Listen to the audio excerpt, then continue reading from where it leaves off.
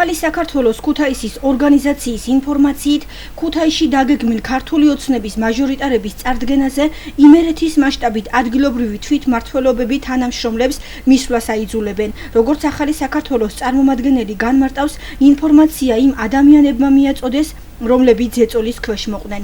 იმერეთის სამხარეო ადმინისტრაციაში ინფორმაციას არ ადასტურებენ და აღნიშნავენ, რომ მცდარია. ქუთაისის მერიაში კი აცხადებენ, რომ აღნიშნულ ფაქტს ადგილი არ ქონია.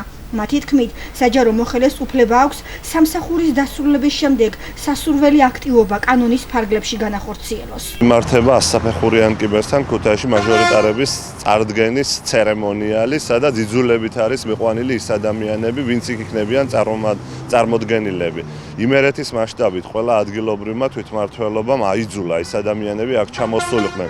განსაკუთრებულად იმუშავა ქუთაისის თვითმმართველობამ და აიპის ხელმძღვანელობმა, რომ პაპანაკებას სიცხეში იქ მისულიყვნენ ის ადამიანები, რომლებიც მთელი კვირის განმავლობაში მუხჩაუხრელად შრომობდნენ. ამიტომ კონკრეტულმა ადამიანებმა რაიონებიდან და ქუთაისიდან მოგვაწოდეს ინფორმაცია, რომ აიძულეს ისინი დღეს დასწრებოდნენ 8 საათიან ცერემონიალს, სადაც მაჟორიტარებს წარადგენენ. მე ვფიქრობ, რომ იქ მხოლოდ მაჟორიტარები დარჩებოდნენ, რომ არა ის ადამიანები, ვინც იძულებით იქნებიან დღეს იქ მიყვანილი.